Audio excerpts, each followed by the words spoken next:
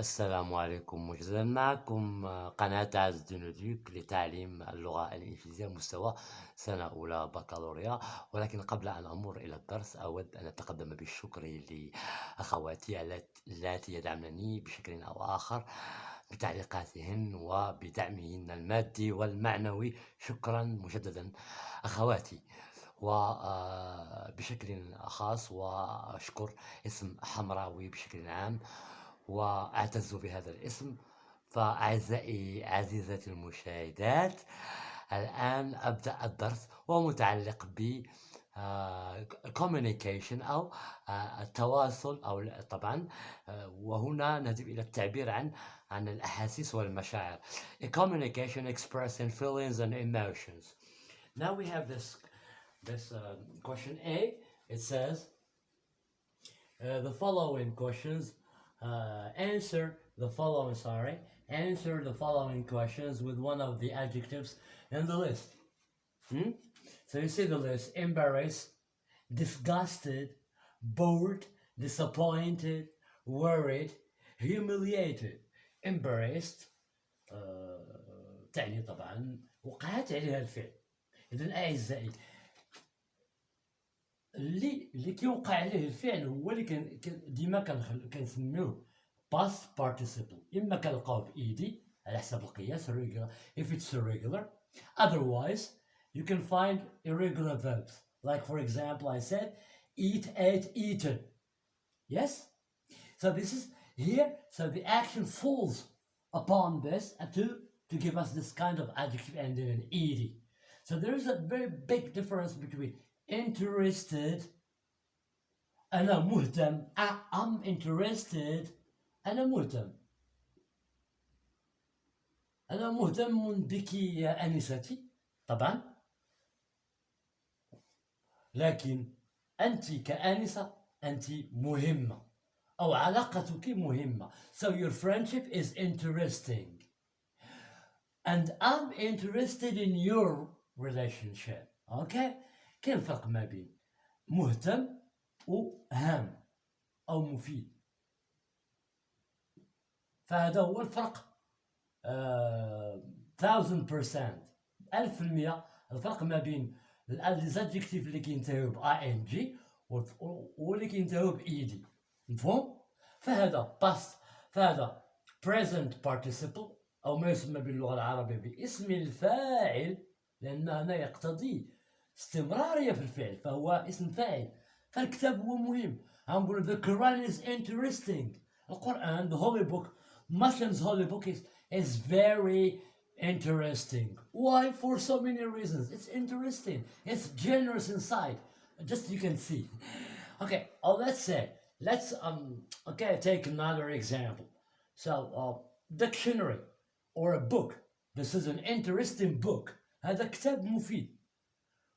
طبعا هو مفيد لي أنا, مفيد للجميع as well as others. So it is interesting to me as to other people as well.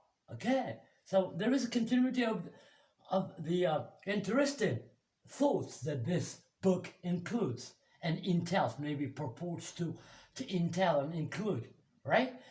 But as we are humans, we are interested in reading. احنا مهتمين بالقراءة، احنا مهتمين وقع علينا الفعل. إذا كاين اسم الفاعل واسم المفعول. واضح؟ بالفرنسية لو بارتيسيب بريزون كاين ing اللي كنعبروا عليه بالفرنسية بطبيعة الحال احنا as Moroccans. So we work colonized by the French. Okay, culture, let's say civilization. Okay, you see, le participe présent ant ou le participe passé accent ou bien i, ça dépend de la nature du verbe exactement, parce que le français a aussi des restrictions. Cette langue possède bien des restrictions. Chaque langue, comme on disait tout à l'heure, ce qui est important شرحت لكم بالعربية وبالفرنساوية وبالانجلي باسكم دابا تكونوا فاهمين. اذا اللي كينتهيو بايدي واللي كينتهيو ب ندوزو للدرس طبعا هو اللي مهم. فكنمحي تتعاودوا لا فيديو باش نشوفكم واش كتشاهدوا لا فيديو ديالي ولا لا كدوزو.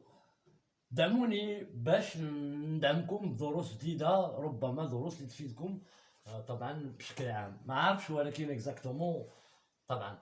Now embarrassed disgusted داعي للاشمئزاز. bored ممل اعزائي، bored هو ممل اوكي.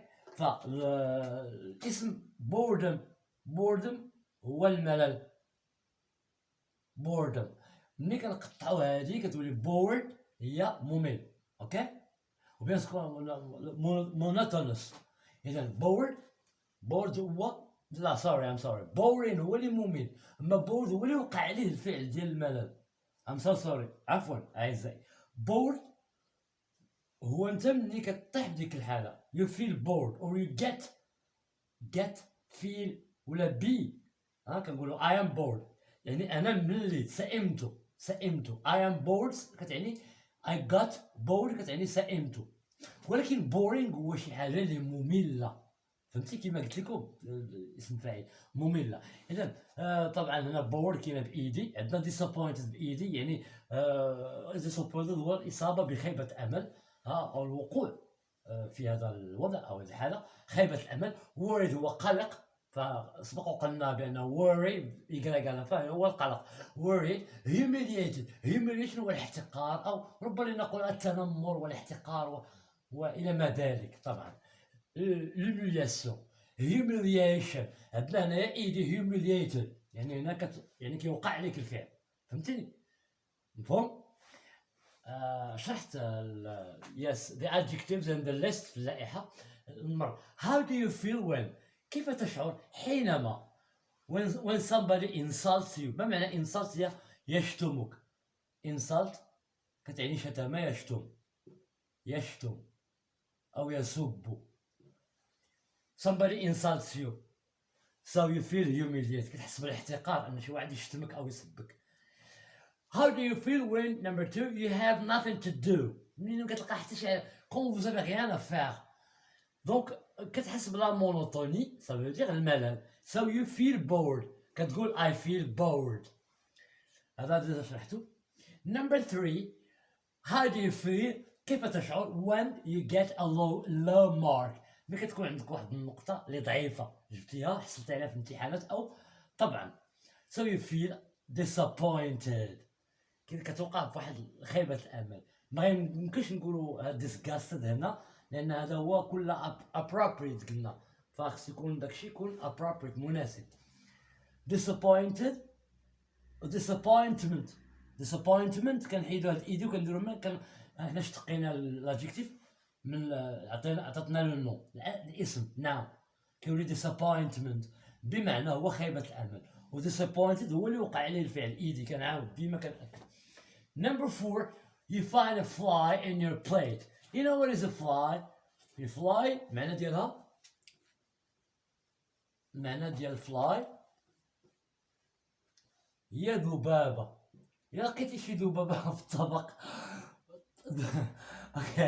اوكي لقيتي ذبابة في الطبق ولا كأس ديال كتحتسي كوب من القهوة أو إلى ما ذلك من المشروبات، فاشمئزاز شيء تشعر بشيء من طبعا من الاشمئزاز. how do you feel when you find a fly in your plate. ملي كتلقى ذبابة في الصحن. plate هي الصحن، طبعا تنقول لي الصحون اللي كيحطوا فيها الأكل، طبق طبعا ولا الدش. طبعا هنا عندنا بلايت.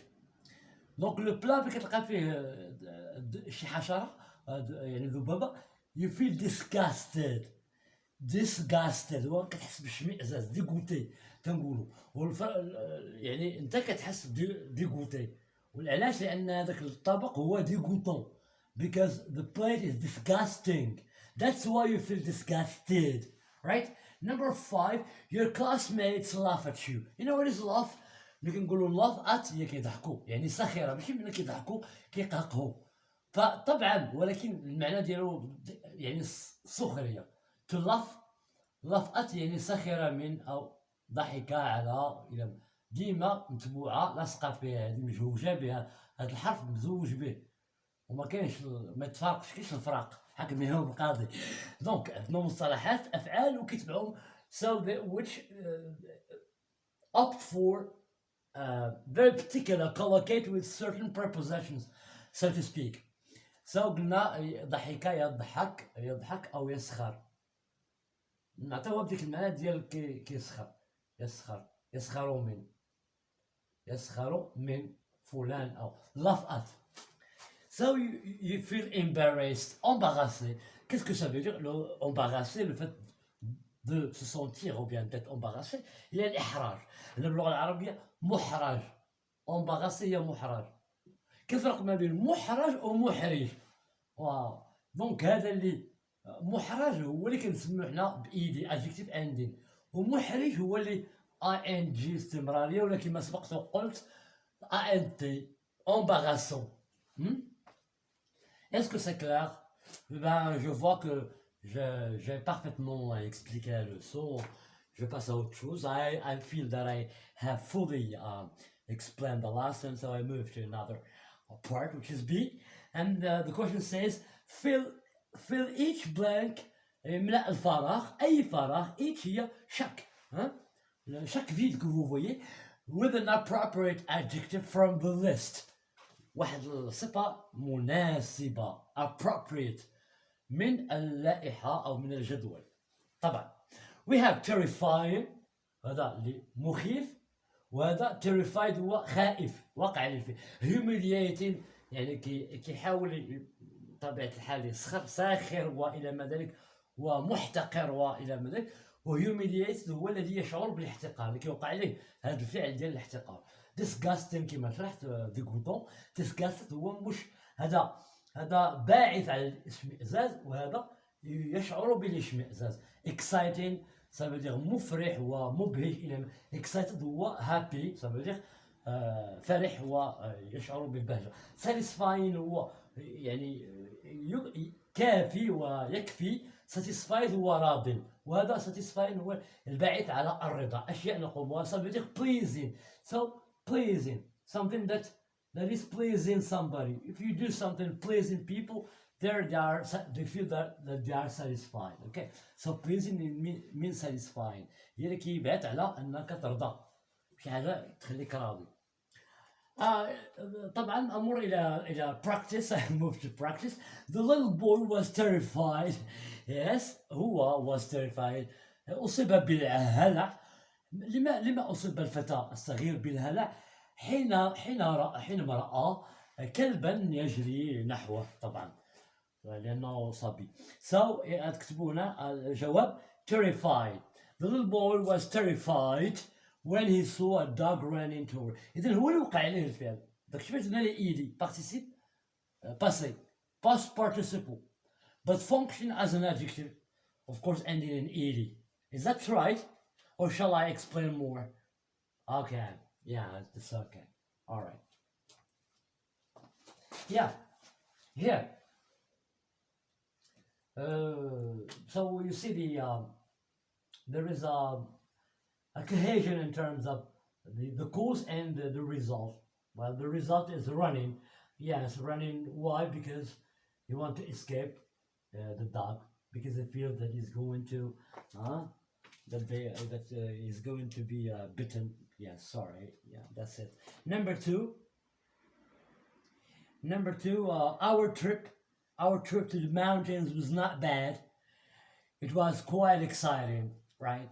Our trip to the mountain was not bad. This shows that it was exciting. يعني الرحلة ما كانتش الجبال ما كانتش سيئة، لم تكن بالسيئة. طبعا فهي باعثة على الفرح والبهجة، فهي تفرح طبعا. exciting ماشي excited. حنا اللي excited، ولا السبيكر اللي كيقول our trip هو اللي excited. ما هي exciting هي كدير واحد الحاجة كتخليك okay ing. So number 3, do you know that monkeys are eaten in some countries? Oh my god. القردة تؤكل. هل تعلم أن القردة تؤكل في بعض البلدان؟ It's absolutely disgusting. طبعا إطلاقا باعثة على الاشمئزاز. Number 4, the children were so excited. Why? لماذا كان الأطفال يعني يشعرون بالبهجة والفرح؟ حينما قال لهم والدهم بأنهم لديهم عطلة أو when their father told them they were going on holidays تكون عندهم عطلة طبيعة الحال so excited إذن هما اللي وقع لهم لأنه عطلة هي اللي exciting العطلة زوينة مع القراية بزاف طبيعة الحال العطلة والراحة yes number 5 I don't like being kept waiting ما كيعجبنيش الحال نبقى كنتسنى شي واحد يخليني كنتسنى والله لا sure I can swear this is the right thing that happens to me I hate being kept waiting yeah okay I think it's humiliating yes that's what I think maybe you may think something else okay yeah but this is the way I think I mean okay I hope that you have understood and thank you so much